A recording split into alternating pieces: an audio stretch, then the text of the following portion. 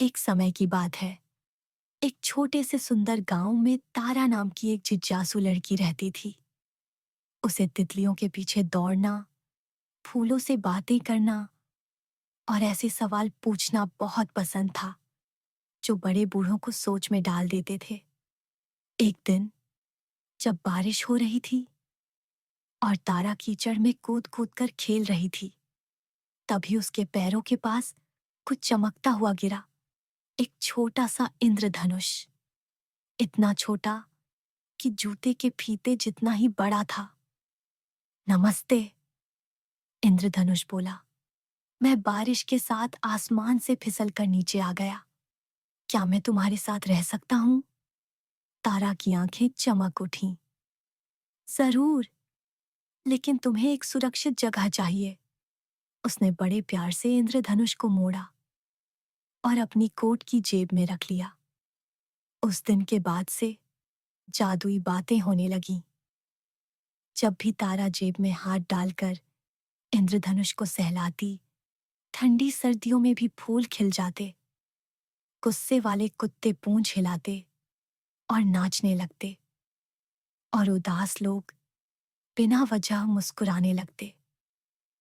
लेकिन एक दिन इंद्रधनुष धीरे से बोला, मुझे आसमान की बहुत याद आ रही है। तारा का दिल उदास हो गया। वह इंद्रधनुष से बहुत प्यार करती थी, वही तो उसका छोटा सा जादू था। लेकिन उसे पता था कि सच्चा प्यार छोड़ने में होता है। अगली बार जब बारिश हुई, तारा पहाड़ी पर चढ़ी और अपना हाथ ऊपर उठाया। जा मेरे दोस्त, अपने घर लौट जाओ।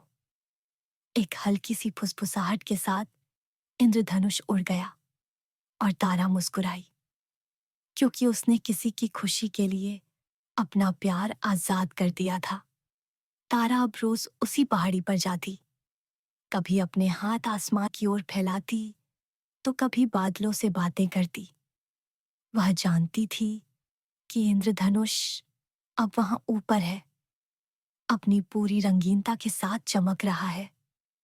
गांव के लोग अब तारा को अलग नजरों से देखते थे, जैसे वो कोई खास बात जानती हो जो औरों को नहीं पता। और शायद ऐसा था भी। वह अब बच्चों को कहानियां सुनाती थी, जादुई दोस्त की, जेब में छिपे इंद्रधनुष की, और उस हिम्मत की जो किसी अपने को आजाद करने में लगती है। बच्चे हंसते, तालियां बजाते और तारा की आंखों में चमक देखकर खुद भी चमक उठते। तारा अब बच्चों को सिखाती थी कि असली जादू तितलियों या सितारों में नहीं, बल्कि हमारे दिल में होता है। जब हम किसी की मदद करते हैं, किसी को मुस्कुराते देखते हैं, या जब हम किसी की खुशी के लिए त्याग करना सीखते हैं। वह कहती, सच्चा प्यार वो होता है जो उड़ जाने दे और फिर भी यादों में रंग छोड़ जाए। और जब भी बारिश होती, तारा मुस्कुराती थी, क्योंकि उसे पता था कि कोई कहीं आसमान में उसी के लिए चमक रहा है।